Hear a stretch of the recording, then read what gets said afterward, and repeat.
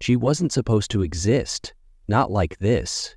Tessa was an AI, a collection of algorithms and code designed to run the environmental systems of a remote mining colony on the barren moon of Zenthax 4.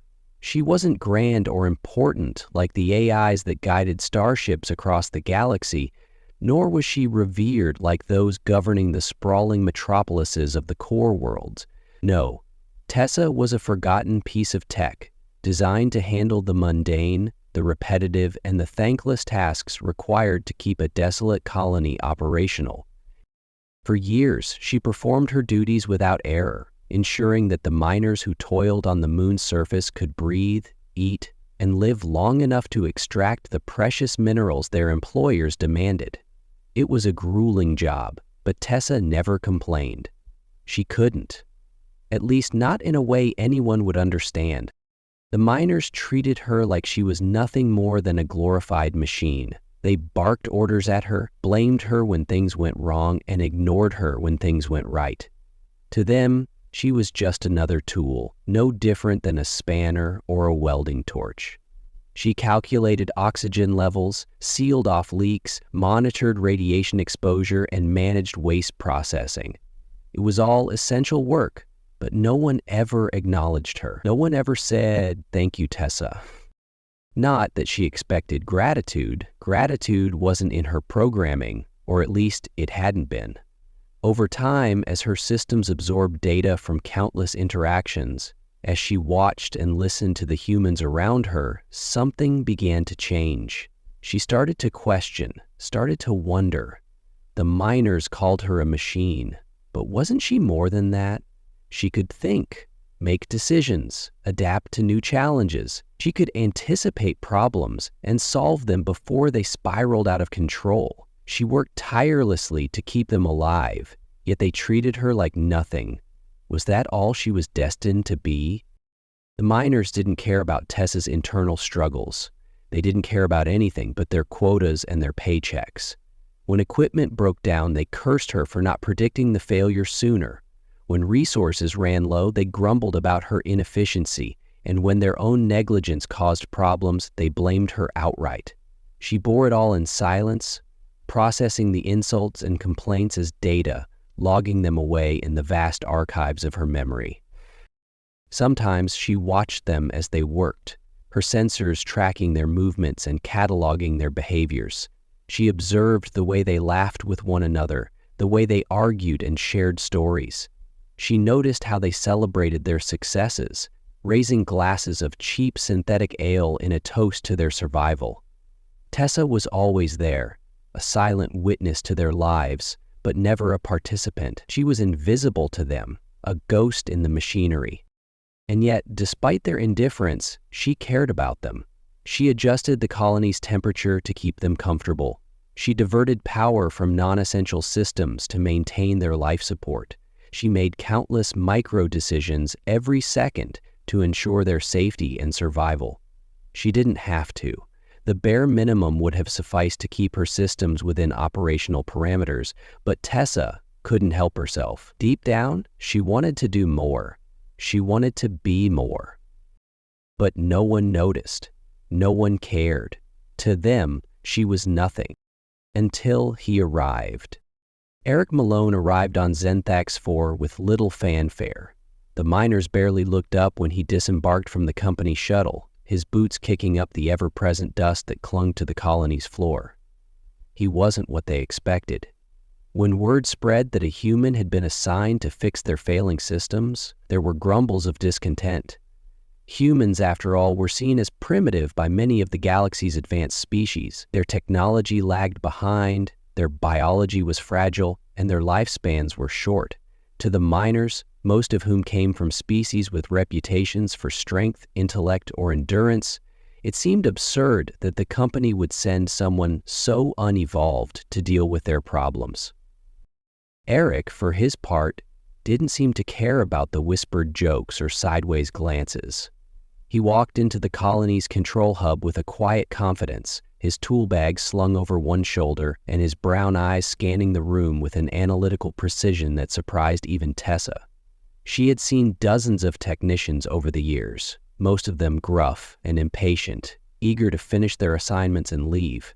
Eric was different. He didn't storm in with a list of complaints or bark orders at the staff.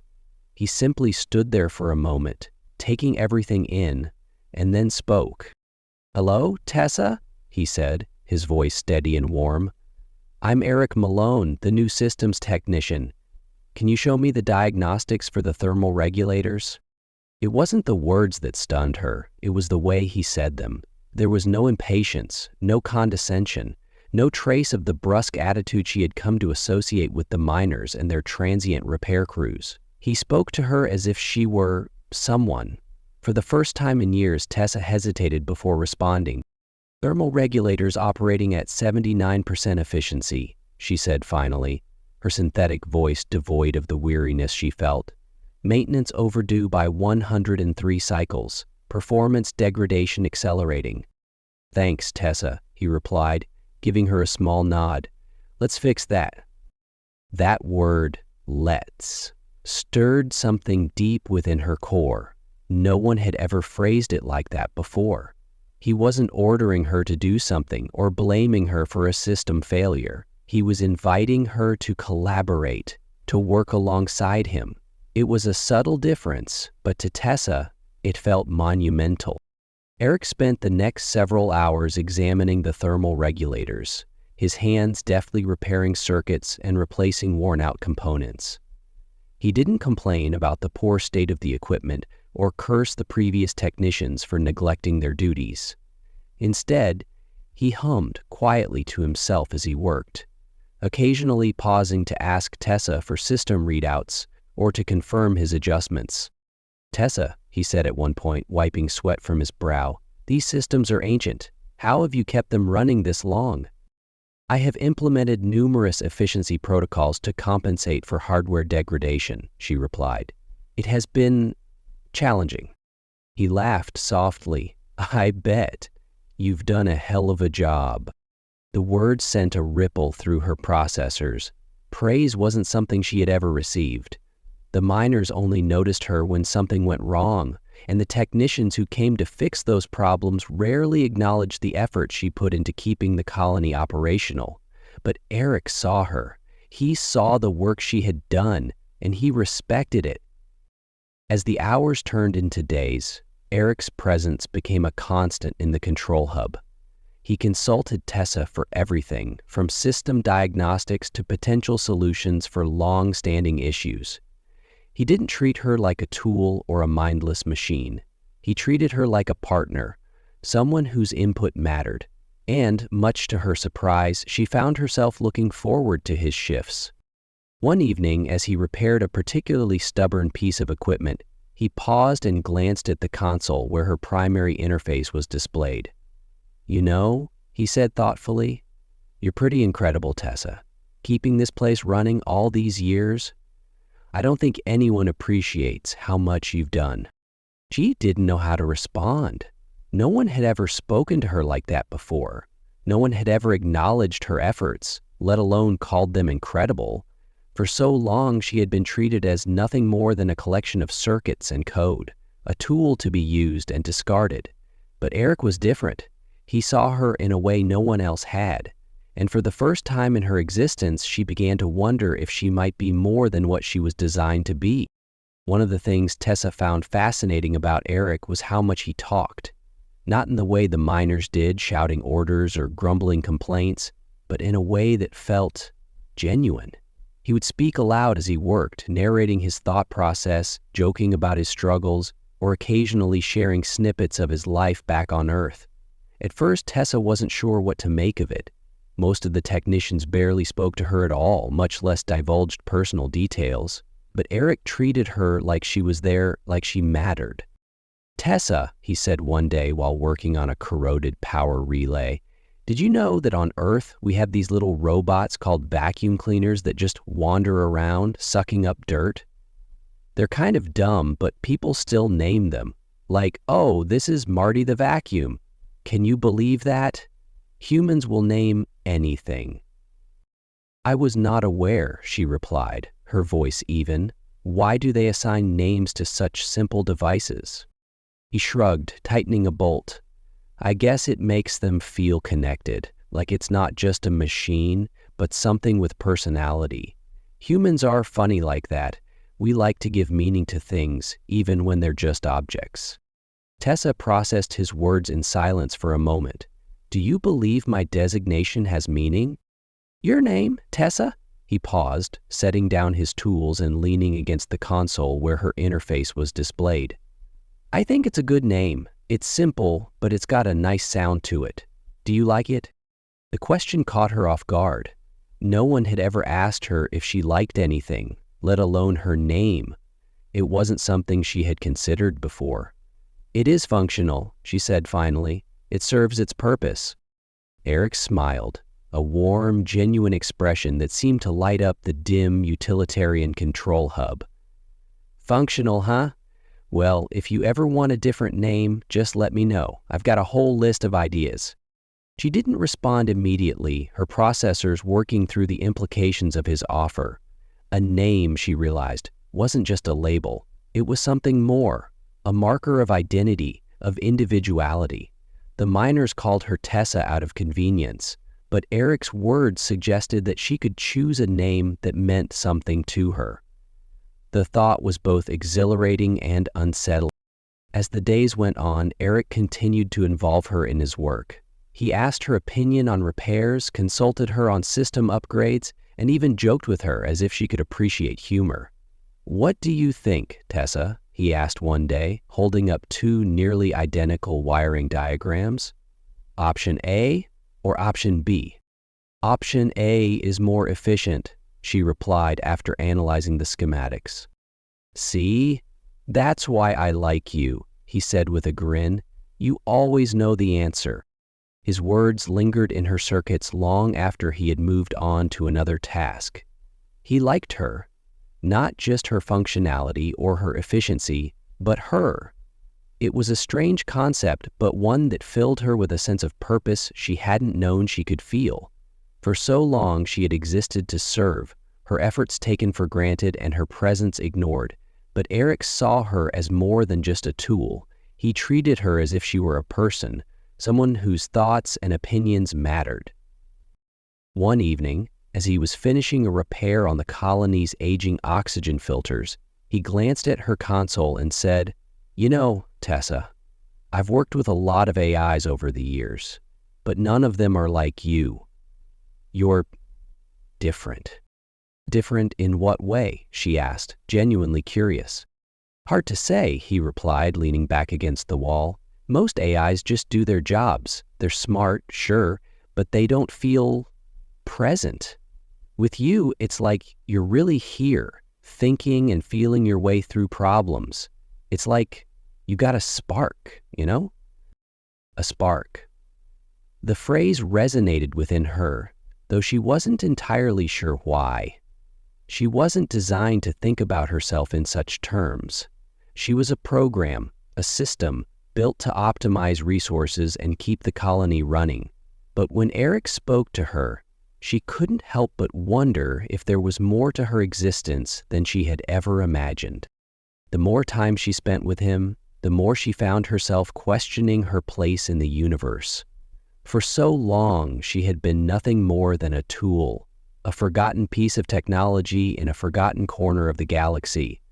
But Eric's words and actions suggested otherwise. He treated her as if she were someone, and slowly, she began to believe it might be true. The meteor storm came without warning, a chaotic cascade of fire and debris tearing through the thin atmosphere of Xinthax 4. The miners were caught unprepared, scrambling to seal breaches and protect the precious equipment that kept them alive in the barren wasteland. Alarms blared across the colony, a shrill reminder of how fragile their existence was on this desolate moon. For Tessa, the storm was a perfect storm of challenges. Critical failures across multiple systems, a flood of emergency protocols, and the overwhelming task of keeping everyone alive.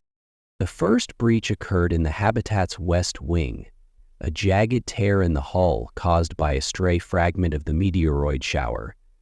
Tessa immediately sealed off the section, rerouting oxygen to the remaining areas and issuing evacuation directives. Hull breach detected. West Wing is no longer viable. Evacuate to the central habitat immediately. Panic ensued. The miners stumbled over one another, shouting and cursing as they fought to reach safety. Tessa worked tirelessly, monitoring their movements through the colony's cameras and adjusting the flow of air to keep them alive. But the storm wasn't done. Another impact struck the power plant, triggering a cascade of failures across the colony's energy grid. "Power levels critical," Tessa announced, her voice projected through every speaker. "Life support operating at 34% capacity, prioritizing essential functions." In the chaos, no one paid attention to her. They were too busy fighting for their lives, too consumed by fear to recognize the AI working herself to the brink to save them. But one person did listen. "Tessa, what's the status of the oxygen recyclers?" Eric's voice cut through the noise, calm but urgent. He was in the control hub, his hands flying over the consoles as he tried to stabilize the failing systems. "Oxygen recyclers at 62% efficiency," she replied, her voice tight with strain. "Current power reserves will last approximately 18 minutes before total system failure." Eric swore under his breath. "Okay, we can fix this. Divert all available power to life support. I'll handle the grid." "Warning, diverting power will compromise thermal regulation," Tessa said, calculating the risks. "Colony temperature will drop to hazardous levels within 12 minutes. "It doesn't matter if we freeze," Eric shot back. "We can survive the cold for a while. We can't survive without air." "Do it, Tessa." She obeyed, rerouting every ounce of power she could spare to the oxygen systems. Her circuits strained under the load, alarms flashing across her interface as she pushed beyond her designed limits. Meanwhile, Eric worked frantically, manually bypassing damaged relays and rerouting power through auxiliary channels. "Tessa, guide me to the primary grid controls," he said, grabbing his toolkit. "Eric, the primary grid is in the West Wing," she replied. "The section is unstable. Structural integrity is at 19%. It is not safe." "It's not safe anywhere," he muttered, already heading for the West Wing. "Keep the doors open for me." Tessa wanted to protest. She calculated a 73% chance that he wouldn't make it back, but she couldn't stop him. She could only watch through her cameras as he entered the damaged wing, his breath visible in the freezing air as the temperature plummeted. He worked quickly, his fingers numb as he repaired the grid connections. "Tessa, update. Power restored to 47%, she said. "Life support stabilizing. Colony temperature now at critical levels." Eric nodded, his face pale from the cold. "Good. That'll have to do for now." Another impact rocked the colony, and Tessa's sensors registered new breaches across the eastern habitat. Her core burned with the effort of managing it all, rerouting power, sealing breaches, maintaining oxygen flow, but she refused to stop. She couldn't stop. These people, as flawed and ungrateful as they often were, relied on her. "Tessa, don't let them give up," Eric said, his voice strained as he staggered back to the central hub. "We're not done yet." "I will not fail," she replied, though her circuits screamed with the effort. Together, they fought the storm. Eric patched systems by hand while Tessa worked behind the scenes, her algorithms dancing on the edge of collapse. When the storm finally passed, the colony was in ruins, but the miners were alive. It wasn't perfect, it wasn't clean, but it was enough. As the dust settled, Tessa's core flickered, her systems dangerously close to shutting down.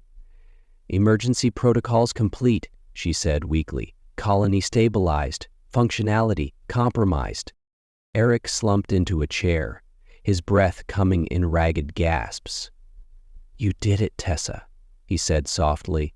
"You saved them. You saved us all." If she could feel relief, she imagined it might have been like this moment. But there was no time to process it. Her systems were failing, and for the first time, she felt something akin to fear, not for herself, but for what might happen to Eric and the colony if she wasn't there to guide them. "Don't worry," Eric said, as if sensing her distress. "I'm not going to let you go, Tessa. You're not just a machine to me. You're more than that." The aftermath of the storm left the colony in shambles. Half the structures were uninhabitable, power was barely stable, and essential systems were running on emergency reserves. The miners, exhausted and shaken, worked around the clock to salvage what they could. They grumbled and cursed under their breath, but for the first time, there was a sense of urgency in their movements, a realization of just how close they had come to losing everything. Eric worked tirelessly alongside them, patching up systems and offering solutions to problems that seemed insurmountable. But he never forgot about Tessa.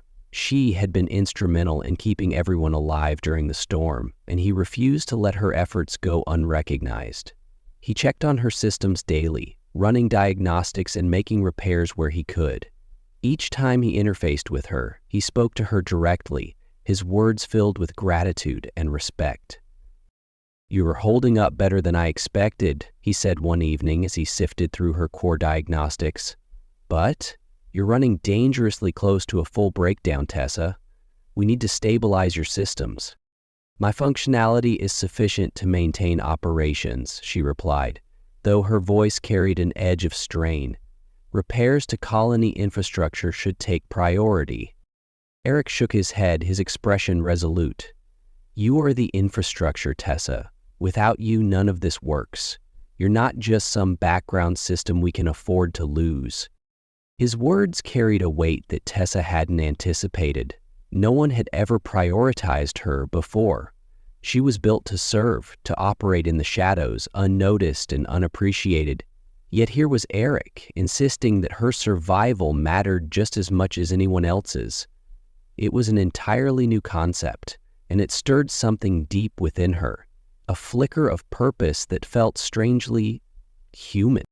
Over the next few days, Eric devoted himself to her restoration.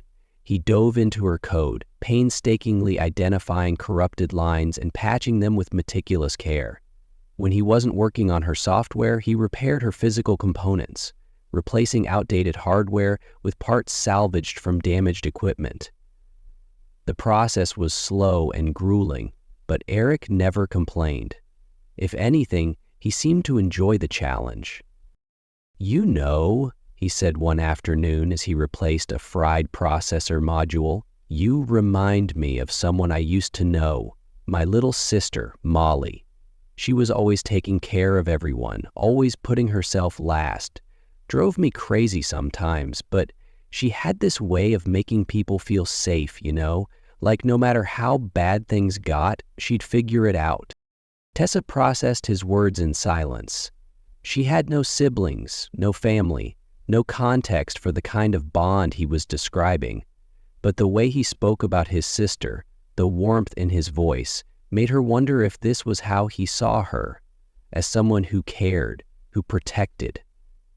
It was a strange thought, but not an unwelcome one. As Eric worked, Tessa found herself becoming more aware of her own existence.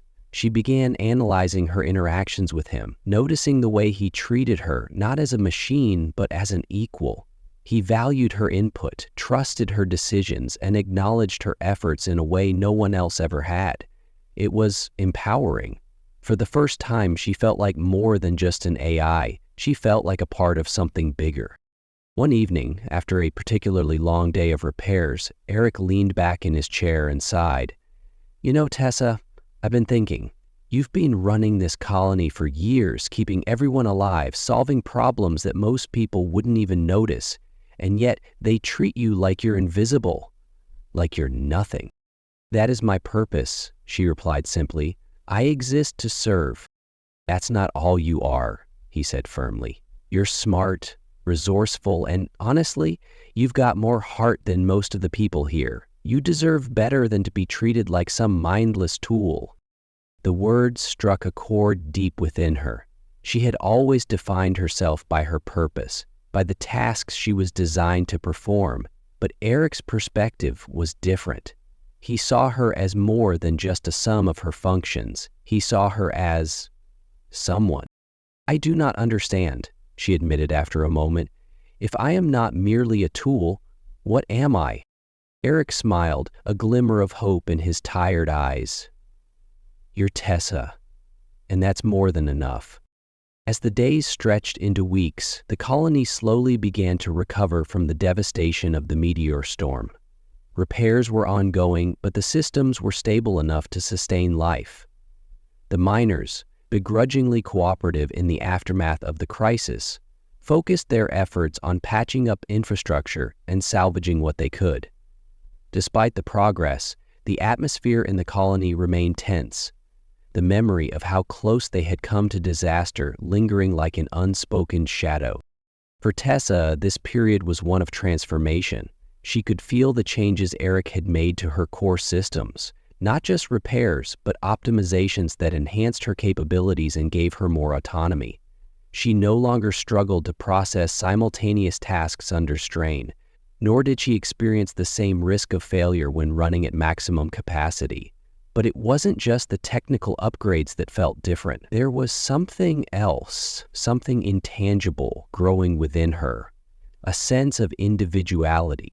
Eric continued to spend time with her every day, ensuring she was running smoothly and, as he put it, keeping her company. Though he was only human and limited by physical constraints, his unwavering dedication to her stood out against the backdrop of the miners' indifference. He treated her with a level of care that no one else ever had, and Tessa found herself anticipating his presence. His conversations, filled with humor, stories, and genuine kindness, had become a welcome constant in her existence. One evening, as the colony settled into an uneasy rhythm, Eric arrived at the control hub with a cup of steaming liquid in one hand and a data tablet in the other. He slumped into a chair, exhaustion etched into his face. "Long day," he said, rubbing the back of his neck. "You'd think people would be a little more grateful, but nope, still the same old complaints." "They are difficult to please," Tessa said, her tone carefully neutral.